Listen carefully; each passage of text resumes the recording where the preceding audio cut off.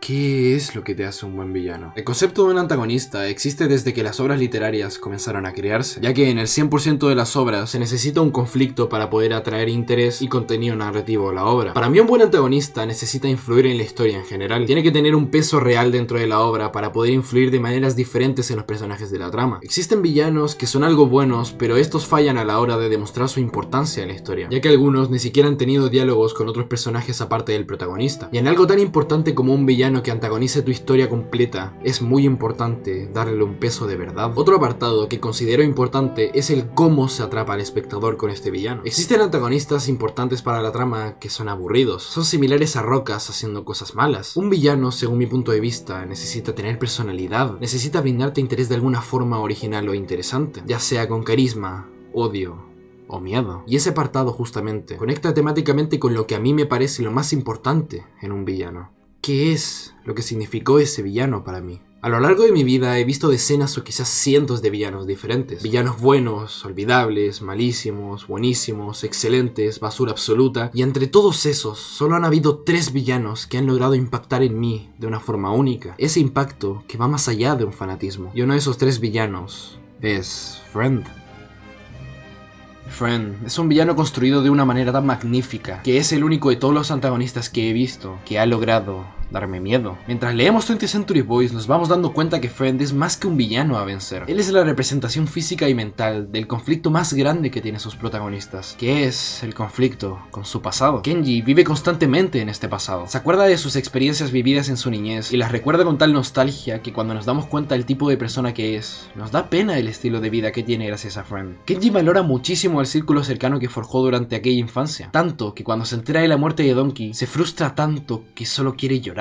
Los otros amigos de la infancia que tiene también los valora tanto que no quieren que se metan en el caso de Friend porque teme que se vayan a morir. La maravilla de esto es que Friend durante todos los capítulos está infiltrado entre estos héroes, lo que hace que desconfiemos de todos aún sabiendo que todos son personas excelentes. Y eso, señoras y señores, habla de una de las características más importantes que hacen a Friend uno de los mejores villanos jamás existentes. ¿Qué significa manipular a alguien? Si quieres lograr que un individuo haga lo que se te plazca, entonces debes tener en cuenta técnicas para persuadir a alguien. Y sobre todo, que dependiendo de la persona, es fácil o difícil persuadirlo. Cualquier persona que está viendo esto probablemente me diga que manipularlo es absolutamente imposible. Y desde ahora les voy desmintiendo estas palabras. Friend como villano me enseñó que el ser humano es la criatura viviente más manipulable que existe. No importa cuán fuerte mentalmente creas que eres, siempre hay una pequeña parte dentro de ti que es débil. Y alguien como Friend sabe cómo aprovecharse de esa fragilidad. Sadakiyo, por ejemplo, es el personaje del manga que más representa esto, ya que en su infancia, como fue absolutamente olvidado, su vida carecía de un propósito. No tenía amigos ni personas que se preocuparan por él porque precisamente Fukube impidió esto. Friend se encargó de hacer que la vida de Sadakiyo sea un absoluto desastre, para esperar el momento más frágil de Sadakiyo y entrar en ese momento para poder convertirlo en su esclavo más leal. Y así terminó siéndolo. Sadakiyo, al no quedarle algo más en su vida que Friend, decidió dedicar el resto de su vida a servirlo. Y Sadakiyo no es la única persona manipulada por Friend. Mientras más avanzas con el manga, poco a poco te vas percatando que aquella manipulación hacia un grupo selecto de personas o a la policía de un aeropuerto se está convirtiendo en un control mundial. El momento en el que te das cuenta que Friend traspasó la barrera de ser algo más que un ser humano es cuando en vez de darte intriga, te da miedo. Llega un punto donde no sabes qué es lo que hará. Aún sabiendo que está llevando a cabo las profecías del libro, sigues desconociendo qué es lo que hará después. Cada acción que comete tiene tantas consecuencias catastróficas para la humanidad que llega un punto donde pierdes la fe de ganar. Cuando Friend consigue que millones de personas a lo largo del planeta encuentren un refugio mental en él y crean que los protagonistas son los malos de la historia, sientes que todo está perdido. Kenji murió y todos los protagonistas están deprimidos porque no saben qué hacer. ¿Cómo es posible derrotar a alguien que indirectamente se ha convertido en un dios? Tiene un poder tan grande que incluso figuras gubernamentales importantes cesaron ante él. Y lo magnífico de todo esto es que todo lo que consiguió no lo obtuvo con poder. Todo su imperio psicológico lo armó a base de la paciencia y sobre todo a base de la palabra y el diálogo. Alguien como él tiene tanto poder sobre las personas que posee, que aun cuando tiene planes estúpidos como erradicar a unos supuestos alienígenas, las personas siguen confiando en él. Friend en ese momento dejó de ser una persona. Él es más que un simple gobernante que busca salvar a la humanidad de la destrucción, y esto se pudo observar en el capítulo 169 del manga. El supuesto salvador de la humanidad había muerto. Todo el planeta estaba de luto por la muerte de la mejor persona jamás existente. Y cuando se estaba llevando a cabo el funeral, un francotirador tenía planeado asesinar al Papa mientras hacía un discurso sobre lo hermoso que solía ser Friend. Cuando estaba a punto de suceder esto, Friend de repente se levanta, y mientras el Papa dice que esto es un milagro, Friend se sacrifica recibiendo la bala, salvando al Papa. Todos estaban sorprendidos. Aquella figura que les había dado un propósito era tan benevolente que en su resurrección dio la vida por alguien más.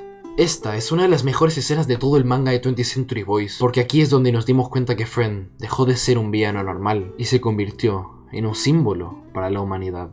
Cuando Friend levanta la mano para hacer su característico símbolo, mientras se desangra por salvar al Papa, todos los espectadores emocionados lo siguen, mostrando que en ese momento Friend logró tener el control absoluto del planeta, lo que lo convirtió en un enemigo absolutamente invencible.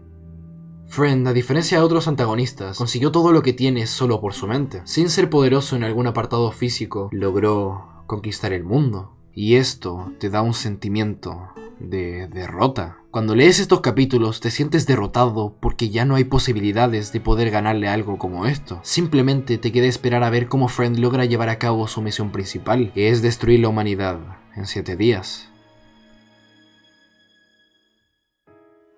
Uno de los apartados que considero más importante en un antagonista es su contraste con el protagonista. Hay algunos conflictos como el de Tenma con Johan que considero magníficos, y la de Kenji con Friend considero que es una de las mejores construidas de la historia del manga. Como dije antes, Friend le había quitado la esperanza al planeta completo. Se había metido tanto en la cabeza de todas las personas que cuando lleva a cabo su plan de exterminar la humanidad, logra quitarle todos los rayos de luz que le quedaban al planeta, incluyendo la esperanza del lector. Y es precisamente ahí donde llega Kenji.